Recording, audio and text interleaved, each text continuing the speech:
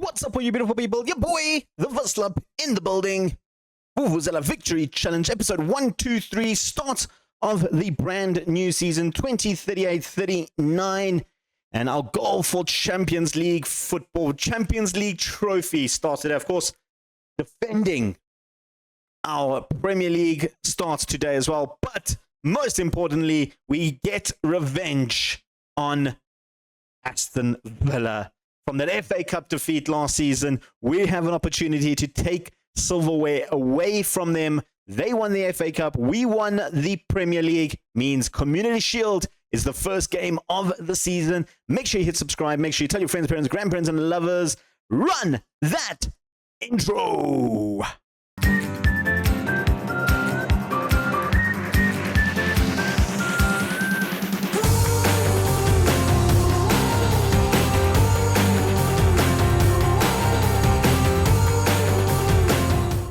Welcome back, folks. After an exciting transfer special, we've got cup competition taking on Aston Villa in the Community Shield. Now, I know it's just the Community Shield. We have won it 16 times. I kind of want to win it 17 times and catch up to Man United's record of 22 times. So we need a little bit of oomph in it, of course. Haven't won it in a minute or two. It's been over, 2022 was last time we won it. And it's 2038. If my math is correct, that's 16 years. We have come close on a few occasions since then. I kind of want to win it this time, though. I feel like I need to win this one. Never won the Community Shield, so 16 years is a bit of a drought. We are going to have to do that with a couple of injuries and a couple of new faces. Let's bring in the news when it comes to the transfer history. We'll start off with the transfers in. Just a quick recap.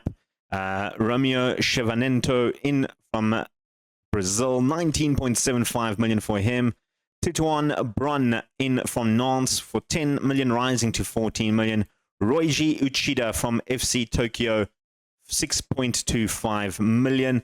We can just have a quick one on Romero. Yeah, listen, this man looks really, really good. He is going to be one of those injured for the start of the season. I was hoping he would start because Sam Hunt is out for a much longer period than what he is. He's already worth 70 to 77 million. We spent 20 on him. He's going to be a huge, huge boost for us. Tituan Braun, left back up to Larkin. Of course, Graham Porter left the club after he didn't want to sign a new contract and went on a free to Lazio, like we mentioned in the last video. But this man looks very, very good. I think a decent backup option at 19 years old can develop still a little bit more. And then lastly, another backup option in Roiji Uchida. He's just our third choice option. We just desperately needed goalkeepers within the team. We literally had three in Fisher, Iglesias, and Chris Edwards. That's all we have in terms of goalkeepers. Jodwada is here as well, but he's currently on loan, so he's not going to be much use. I am going to try and look at maybe bringing in one or two more goalkeepers. I'm busy scouting the under-18s all the way down to the bottom. We're just working on that one, but he is there. And then a signing you guys didn't see in the last episode is Modudu Ndaya, a backup right back after San Roman broke his leg and was out for the beginning of the season. Loaned him in for 6 months. I think he's a decent player. I don't expect him to play much. I think once San Roman comes back, he'll be more regular in the first team. In terms of selling, well, like I said, Ponting, Porritt, Lloyd, and Baxter all left for free after they all refused to sign a new contract. Biggest signing, or second biggest signing rather, 56 million. Wade Beadling has gone through to Tottenham Hotspurs. Played in the FIFA World Club Cup with us, played in the World Cup with us, played Liverpool with us. Decent player. I don't think he's ever going to be that good. Elsewhere, Tyler Wilson left for Man City to be their backup goalkeeper for 15 million. Andrew Steele went to Inter to be their backup goalkeeper for 15.75 million. Big signing, Klaas Lefavre going to Napoli for 36 million. I feel like this one, I was umming and ahhing about this one a lot because we do still needed a centre-back, but I feel like the amount of money we got for him, 36 million, is a lot of money for a player that I don't think has developed as well as I'd hope. One sale that I'm a little bit disappointed in is Arnal Karatikos going through to Saudi for a measly 11.25 million. A huge loss on him. Fortunately, he just didn't develop the punt that we wanted. Newcastle signed Adrian Sacco, which I think is a very good signing for Newcastle. I think he's a very, very good player. We did make a little bit of a profit on him. He had a good season last season, but I just don't see how he fits into the squad.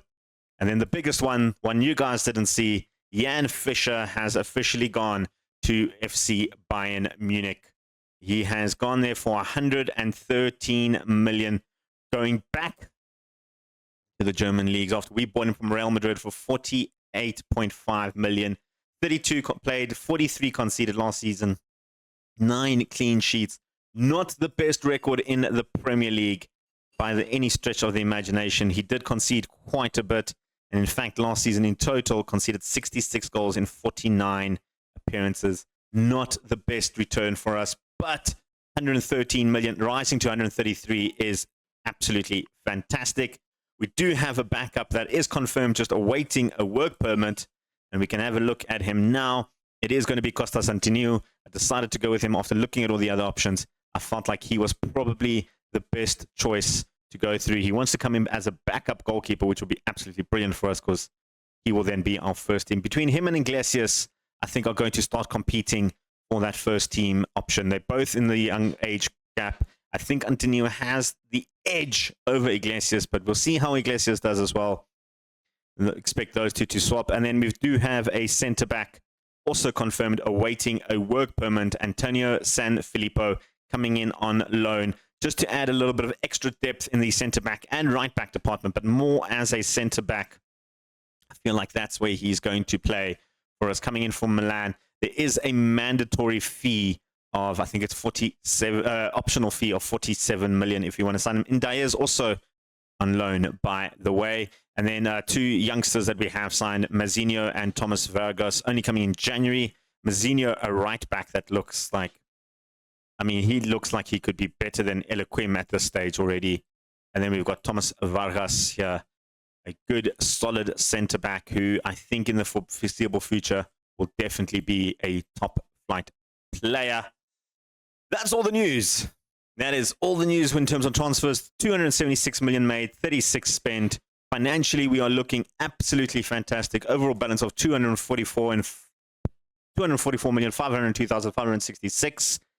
We are still making a loss profit of 6.27 million, but that is pretty insignificant at the moment, especially with that type of overall balance. We're well below the wage budget. We have 53 million. In fact, I could actually even go up to 80 million.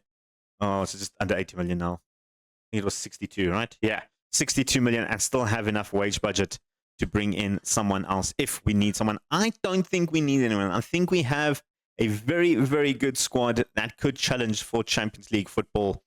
Let's go through the starting lineup for the Aston Villa game. We don't have Sam Hunt. We don't have Romero. We don't have San Roman. We don't have Albrighton. We don't have Burrows, Falconbridge in the team. Hunt is out for 3 months.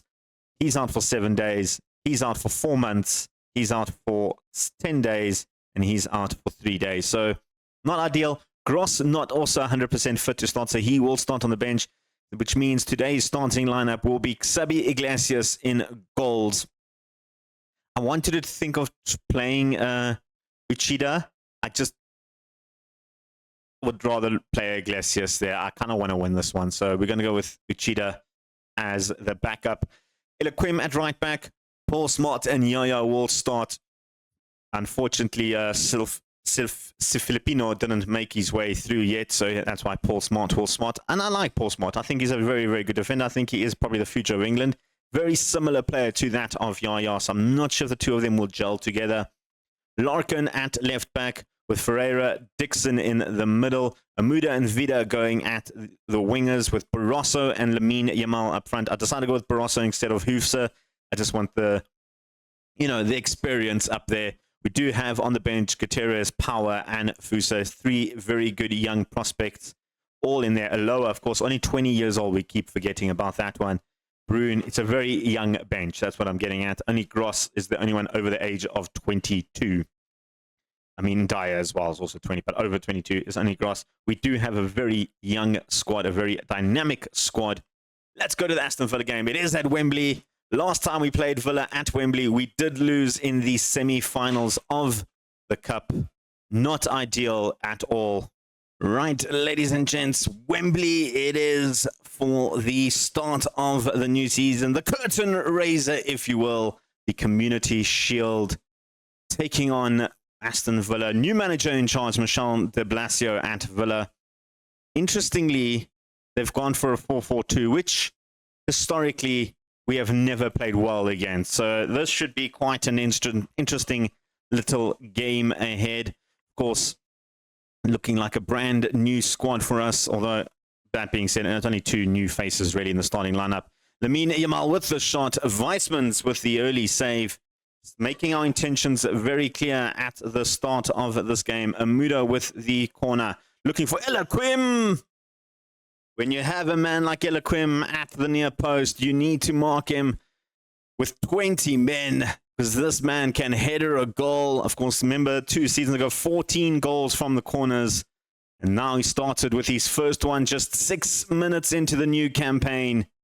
And Elaquim has broken the deadlock. Amuda with the long flow, looking for Elaquim again. This time he loses out. Gundenzi, who came second in the Golden Boot Award last season, just behind Sam Hunt, who really put on the pressure towards the end of the season. He had that little bit of goal drought, and then all of a sudden came with a flurry of goals towards the end of the season. Gundenzi now looking to try and regain his Golden Boot opportunities with a good finish there. Maybe questions have to be asked over Iglesias. Wasn't the most confident of dives across, but FM manager loves to just mess up the goalkeeper, you know, just plays and how they move. But that's a good finish. I don't know what Iglesias was doing there, to be completely honest. Like I said, it's just the animations for goalkeepers is always so bad in FM manager. Biale goes for Hernandez. We know he can score headers as well. In fact, almost scored a hat-trick of headers against us in that FA Cup match. It ended up being, what, was it 6-5 in the end, I think, if I remember correctly? That was a really, really insane. It feels like a lifetime ago now, though. Hernandez loses out to Brosso, and he gets it back. Gudezi thought it might have been an offside position. Referee says he was onside, and it is going to be a goal kick. Biali with the corner, looking for Koprivka, and that is 2-1 to Aston Villa. Yet again, questions over the defense there. Our corners, much like last season, we've just been really slacking. Paul Smart with his little mohawk jumped about a minute too late there to try and even put Kopriva off. And I mean, that was just a little bit shocking in terms of defense there from us. We need to do better. We need to do better with that. And Villa have been relentless. Another attack from Villa. This time Dixon, I was going to say Dobson. Dixon goes long. Can't get past Hernandez. Can't find one of his own men. Modric. Larkin cuts it out. Vida back to Iglesias. To Yaya. Dixon now can bring the ball forward, and he does so. Looking for options. Finds Amuda out on the right-hand side. Amuda cuts beautifully in. Finding space. Finding the shot. Took the keeper to save it, but Ferreira was in the right spot at the right time for the deflection. And a simple tap-in header from Thiago Ferreira. And this is a good little play from Amuda. Yeah, I thought initially he should have maybe crossed to Barroso, but the save from Weissmans put it in the path of Ferreira. And the rebound was never going to be saved by the Villa goalkeeper. It's 2-2, and it's looking like it's going to be one of those Villa games, isn't it? Vida now with the ball. Has options to his left and to his right. Goes on it alone, though. Still Vida all the way down to the byline. Vida looking for options. Goes inside to Larkin. Not the best of passes. And it's left Archie Gray now with some space to run forward. Gudenzi coming through one-on-one with the keeper. Yaya puts in a last-ditch effort. Another top save there from Smart to block the attempt from Modric. That was close. Smart with the initial save in the initial block there. Yaya with initial attack to put Gudenzi off was brilliant. The minimal goes low. And Barroso's shot parried away by Weissmans. Half-time, it is a Liverpool 2, Aston Villa 2. I'm a little bit happy and a little bit sad at the same time. I'm not going to make any subs. We'll go straight to the second half. And to the second half, we go. Iglesias with the goal kick. Poor goal kick. Straight down Sailor's throat. Williams cuts inside. And his finish, not great there. Not troubling Iglesias' goals. And the second half has kind of started not as flurry as the first half. But I am going to make some swaps now. Muda looking super tired out there. It is still the first game of the season. Guys are still getting up to full fitness. We're going to bring on Christian Aloha to play over on that right-hand side. Barroso also not playing great. Husa can get in there. Elsewhere, Larkin on a yellow does make me a little bit nervous. I'm going to bring in Tutuan Brun to have his debut. You know what? I'm going to make the fourth swap as well. Gutierrez, get in there for Vida. Not playing the best either. Maybe Gutierrez can do something. Had a very good preseason, Gutierrez. And here's Lamine Yamal with the corner. Goes short to Gutierrez. Back to Lamine. Looking for a lower. Dixon took a deflection. Eloquim with his shot. Was blocked by Sailor. And it is another corner. This time Lamine will step to the other side. And he's going to go long. Looking for Eloquim. Weissmans, though, up to it and picks it out of the air. Villa now with the throw-in to Gray. Cuts inside to Williams. Can take that shot. Have seen him take that shot. Couldn't take the proper shot. Iglesias makes the save. Much expected, really. Bron to Dixon. Back to Bron. Dixon playing around at the back there. Back to Brun. Trying to get through. Couldn't get past Faye. Smart will win this back. Yaya wins it nicely to Aloha. Hoofser is through on goal. He's got options in the box. Cuts back inside to Eloquim, who hits the crossbar. Gutierrez back in. Lamine can't get there. Dixon will have another chance now to recycle it. Brun. And that'll be the highlight, I think. Oh, we've got another one, though. Ferreira trying to find Gutierrez on the wing. Samantha gets in the way and is broken through. Brun trying to stick with him. He's got pace on him. Gudezi with the shot. That'll be Samantha's last foray into the game. He's just come off. Don't really have much in terms of options. Eloquim is looking super tired out there. So is Ferreira and Dixon. I'm going to take off Dixon for Mooney.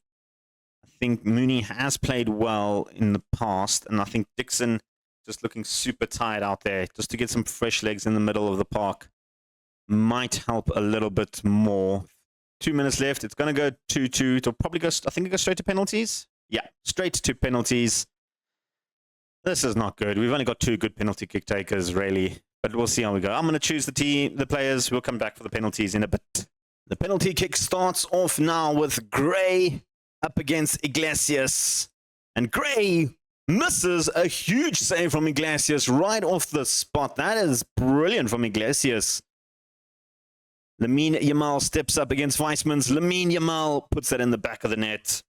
You had very zero doubts that Lamine was going to miss a penalty. Modric now against Iglesias. Modric gets it saved. Iglesias. That's 2 for 2 for Iglesias. Aloha now needs to score. We got a huge advantage. Aloha puts it easily in the back of the net. Smashed it into the back of the net. Iglesias now against Ruali. Can he make it 3 from 3? He can't. A good penalty from Ruali. But a goal here can really, really destroy Aston Villa's hopes. Gutierrez steps up. Gutierrez! I mean, the keeper guessed right. Got a hand to it, but it wasn't enough. It most definitely wasn't enough. Kopriva has to score this for Aston Villa. Iglesias has to save this and win us the Community Shield. Kopriva takes it straight down the middle. It's in the back of the net, which means Ferreira will step up and take the 4th penalty from us. He scores this. We win the Community Shield. It is that easy. All he has to do is put it in the back of the net. And Ferreira does that with ease. Our best penalty kick taker with the best composure. There was no better man to put the pressure on than Ferreira. And we're Community Shield champions for the first time in 16 years. Look at that. Paul Smart with his mohawk. Iglesias stepping up there. Really man of the match in the penalty kicks. I feel he was the savior of us all. A huge well done to the entire team. Drew Dixon, the captain, lifting up the trophy, or the shield rather. And it is another one for the cabinet. Fantastic result for us. Beautiful result for us. Whew, beating Aston Villa. Good. I mean, it was one of those games again, wasn't it? Where it was just, you never knew which way it was going to go. Well done, lads. We have absolutely smashed it. And then they're asking me about Jan Fischer. We just won a trophy, and they're asking me if Jan Fischer is going to be a problem and Wade Beadling leaving a problem. I mean, guys, come on. Media, get your stuff together.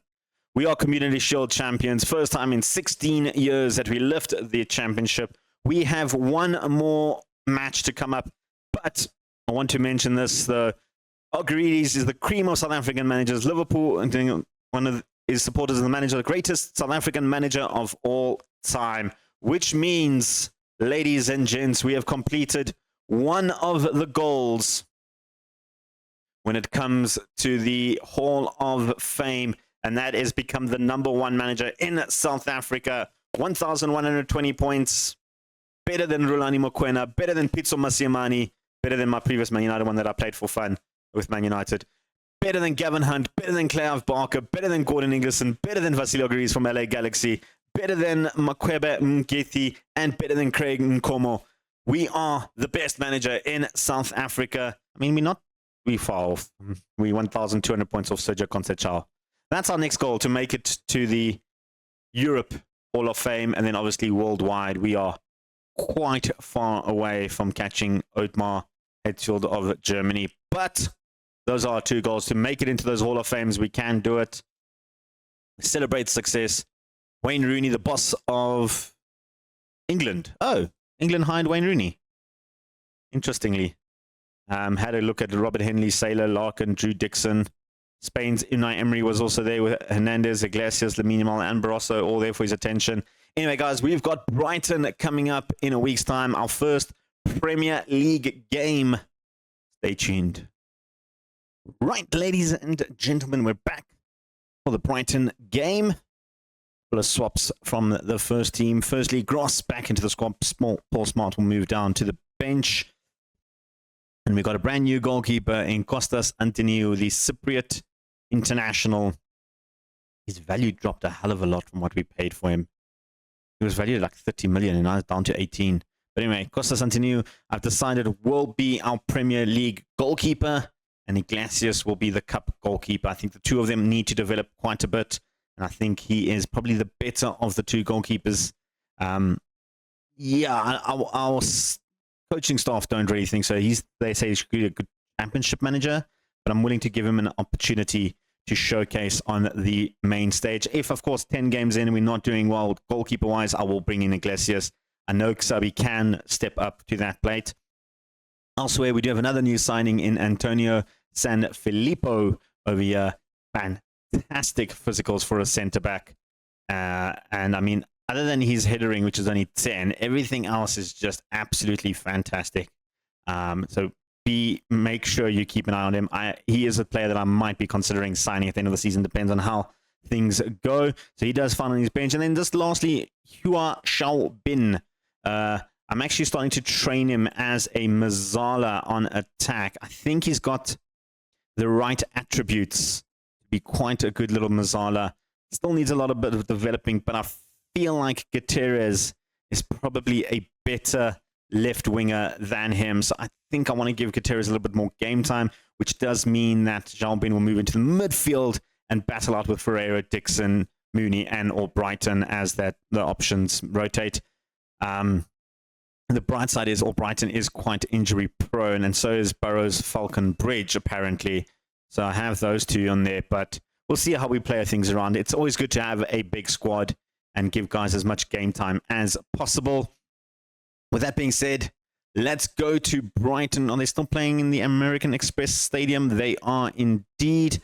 Brighton, media prediction of 12th, by the way. I don't think I did the Liverpool media prediction, did I? We came in at 3rd on this initial page.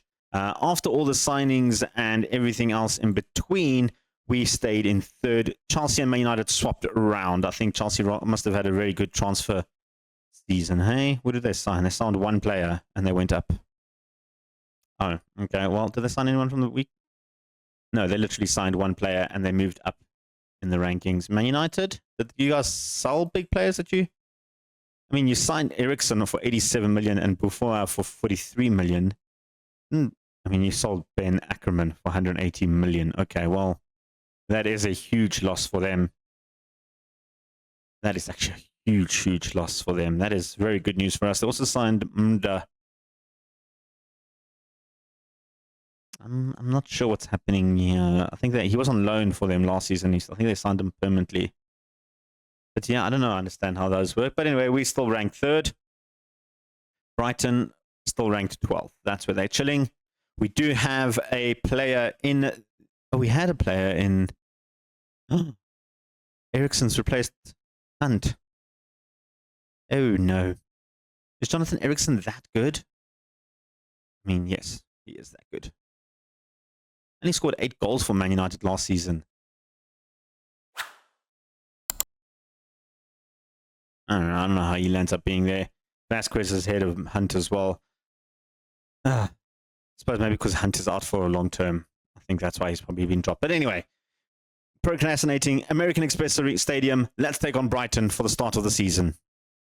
We start off the first half with a corner to Brighton as I change the TV screen because I realized I forgot.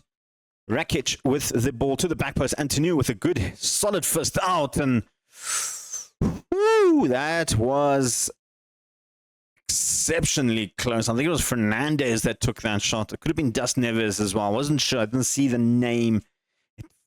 That was close. Antonu came very close there to considering his first goal, but Lamine Yamal with the corner. Looking for Yaya on the back post. And Yaya gets in. What a header. Part of our Brazilian connection there. I wanted to point it out there that we have quite a few Brazilians now with Yaya, Eloquim, Ferreira, and of course the new Romero up front. A lot of Brazilian connection. Lamine Yamal now with the corner. Looking for Yaya on the back post again. That's 2 corners, 2 headers. Nothing Arts can do about it. Nothing Brighton can do about defending corners. We've had an issue defending them, but I don't think it's as bad as that. They left Yaya wide open with that header. There was no intention of actually defending him. Can he make it a hat-trick? No. This time Eloquim was the target man. Couldn't find him. Vida gets ball possession back from Rodgers after a mistake. Looked to try and get the penalty. Arts was there, though. It wasn't a penalty. Arts will go long, looking for some options, and it's headed over from Watau. Gross now coming back from his injury. Probably won't play out the full 90 minutes. Eloquim, Barroso, back to Ferreira. Good ball through to Dixon. It's 3. Drew Dixon, first goal of the season. A beautiful assist there from Ferreira. It's 3-0 with 20 minutes on the board. And a beautiful pass here from Barroso to pick up Ferreira with space, and the one-time pass to Dixon. First touch. Set him up beautifully. Arts left stranded there. Drew Dixon. Beautiful, beautiful finish there. The vice captain of Liverpool stepping up. And I honestly believe we have 2 of the best centre mids in the world at the moment. Ferreira and Dixon have been absolutely fantastic for us. And here comes Antonu now, going long, looking for Amuda. Can't find Amuda, finds Ramos instead, but his header not great. Barroso picked it up. Eloquim to Amuda. Looking for options, finds Barroso. Back to Amuda, nicely done. Amuda looking for the options, pulls it back to Eloquim, still has it. Ferreira with the header. This time Art saves it, but it was offside there. Just a tad offside there from Ferreira. He now gets dispossessed, and Crete tries to bring it forward, but can't. Ferreira to Dixon. Let's run for Vida. Lamine Yamal. Lamine Yamal. You give him half a yard, he will finish that. Dixon has stayed down from that tackle, which is not good. It was a hard tackle. I don't know if you can say it was a hard tackle from Dust Neves. I think Dixon did more damage to himself than the tackle, but a beautiful finish from Lamine Yamal. Questions over, was Lamine offside? I mean, oof, that is agonizingly close, but it is a good finish from Lamine. It does put us now 4-0 up, heading into halftime. Can Brighton mount a comeback? We're hoping they can't. Eliquim goes long to Crate, can't find him. Dixon now to Lamine, who's recovered from his injury, by the way. Larkin, captain of Liverpool, running down that wing, finding Lamine. Back to Larkin. Dixon. Gross. Back to Dixon. Got Ferreira ahead of him. Lamine as well. Lamine finds Barroso. Back to Vida. Looking for options. Pulls back to Amuda, who shot it just a little bit over the top there. But a fantastic little opener to the half. Roger now back post looking for Watayu. Can't find Watayu. Das Neves, who hit the crossbar earlier. Looking, I think it was him at least. Goes for another chipper. Hits another crossbar. Antoniu got the save actually there. And then claps out of the hair. I like Antoniu so far. Good first half from Antoniu. A good first half from Liverpool. 8 shots, 4 on target, 4 goals. That's what you love to see. The chances we've had, we've taken, and we've dominated. Let's go to that second half and continue from where we left off, I think.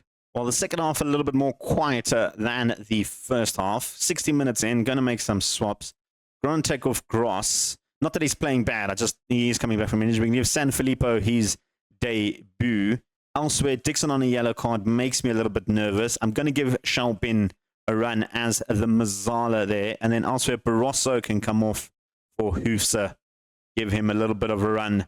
Get him some game time until Romero comes back. And then, unfortunately, I think he might be dropping down the pecking order just a little bit more. We haven't had a single highlight in this half. I'm making another swap. Amuda can come off for Aloha. And you know what? I want to give Gutierrez a bit of a run as well. So Vida played well. We're winning 4-0 with 20 minutes left. I feel like this game is pretty much done and dusted. Not a single highlight in this half, guys. Nothing. Absolutely nothing. Here we go. Corner in the 81st minute. First highlight of the second half. Shalbin goes deep. Looking for Eliquim. He had a free header there. And just headed wide. That could have easily been 5. Quite easily, actually. But he didn't hit the target. 4-0 up against Brighton is a brilliant result. Either way you look at it. Can it be 5 here with the last probably play of the game? Larkin to Lamine. Hua Xiaobin finds Hoofser. Kai Hoofser puts that in the back of the net. Appealing for offsides. Come on, you got to give it to Hoofser. You got to give it to Hoofser. They give it to Hoofser. A finish anyone would be proud of. Lamine's finding Hua Xiaobin with the assist, and Hoofser easily puts that in the back of the net, making it 5, making it the first goal for Kai Hoofser, trying to prove that he is a top quality striker. And there we go, 5-0 up, 4 different goal scorers. Yaya scoring to Dixon, Lamine Yamal, and Kai Hoofser, all putting in the back. And the 16-9 on target, 5-0 to start off the Premier League title defense. Absolutely love to see it. You really, really love to see it. Fantastic. Absolutely fantastic. And on top of that, Costas Antoniu on his debut keeps a clean sheet against Brighton. Puts us top of the table by 2 goals. Middlesbrough beating Everton 3-0. That is absolutely something fantastic to see. A newly promoted team. In terms of when we're coming back, we've got a couple of big games coming up in September with Aston Villa, Newcastle, and Leeds. I kind of don't want to do Aston Villa again. So I might just do Newcastle, Leeds. Maybe Middlesbrough after their 3-0 win might be an interesting one. Have a look at some of the smaller teams. You know, but I am going to focus a little bit more on the Champions League this season. Like I said, we want to win the Champions League. So if there is a big Champions League game that comes up in between the section, we'll probably come back for that. But for now, I'm thinking Newcastle, Leeds, and Middlesbrough. Nice triple header for the next episode. What an amazing start. Yes, penalties on Community Shield might not be the best result, but we got revenge on Aston Villa and a fantastic start to the Premier League, beating Brighton in the first game. A good debut for our new goalkeeper in Antoniu. Hopefully big things to come from him. Let me know in the comments if you think he is the right choice, or do you think I should play Iglesias ahead of him. Let me know what you think in the comments. Your boy, the Vuslap, is out of here. Until next time, peace. Chicken grease.